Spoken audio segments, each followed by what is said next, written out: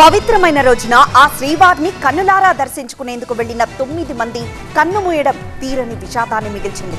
గాయపడిన వారిని పరామర్శించిన నేతలు చేస్తున్న కామెంట్లతో అనేక సందేహాలు వ్యక్తమవుతున్నాయి. ఈ దురదృష్టకర ఘటనకు బాధ్యత ఎవరిది? ప్రభుత్వం ఏం చేయబోతోంది? శ్రీకాకుళం కాశీబుగ్గ వెంకటేశ్వర స్వామి ఆలయానికి 100 ఏళ్ల నాటి చరిత్రేమీ లేదు. కేవలం 6 నెలల కిందటే నిర్మితమైన ఒక ప్రైవేట్ టెంపుల్. ఘటనలో ఇప్పటికే 9 మంది చనిపోగా పలాస పిహెచ్సిలో 12 మంది, శ్రీకాకుళంలో 3 చికిత్స పొందుతున్నారు. తొక్కిసలాట ఘటన బాధాకరమన్న ఏపీ బీజేపీ చీఫ్ మాధవ్ ఘటనా స్థలాన్ని పార్టీ నేతలతో కలిసి పరిశీలించారు. ఇలాంటివి పునరావృతం కాకుండా కూటమి ప్రభుత్వం చర్యలు తీసుకుంటుందన్నారు ఆయన. చర్యలు తీసుకోవడం జరుగుతుంది. ఇది కేవలం ఈ కుటుంబం వచ్చింది కాబట్టి జరిగింది అంటం ఏదైతుందో చాలా దురదృష్టం. రాజకీయంగా దీన్ని ఆ కోణంలో ఆలోచించకూడదు.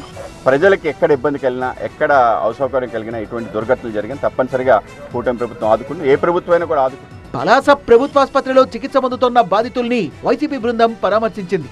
కాశీబుగ్గ తొక్కిసలాట ఘటనపై పూర్తి స్థాయిలో దర్యాప్తు జరగాలన్న శాసనమండలి విపక్ష నేత బొత్స సత్యనారాయణ ఘటనకు బాధ్యులెవరో తేలాలని డిమాండ్ చేశారు. దేవుడికి కూడా కోపం ఉంది మీ మీద.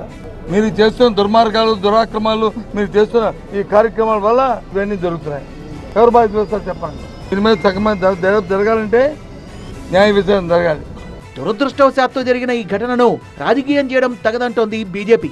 ఘటన జరిగిన వెంటనే కేంద్ర రాష్ట్ర ప్రభుత్వాలు అలర్ట్ అయ్యాయని ఎంపీ సీఎం రమేష్ స్పష్టం చేశారు. ఇలాంటి ఘటనలు మళ్లీ జరగకుండా చర్యలు తీసుకోవడం కోసం అడ్వైజరీ కమిటీని వేస్తామని మంత్రి ఆనం రామనారాయణ రెడ్డి ప్రకటించారు. ఇలాంటి ఆలయాల జాబితాను రూపొందించి ఆయా జిల్లాల కలెక్టర్ల దగ్గర ఉంచుతామన్నారు.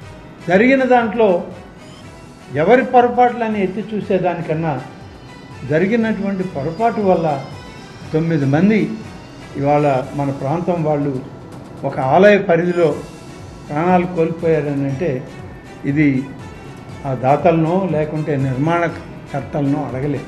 ప్రమాదంపై పూర్తి స్థాయిలో దర్యాప్తు జరుగుతోందని ప్రకటించిన పోలీసులు ఎవరైనా తప్పుడు ప్రచారాలు చేస్తే కఠిన చర్యలు తీసుకుంటామని హెచ్చరించారు. వాస్తవాలు తెలుసుకోకుండా సోషల్ మీడియాలో వచ్చే తప్పుడు ప్రచారాల్ని నమ్మవద్దని ప్రజలకు విజ్ఞప్తి చేశారు పోలీసులు.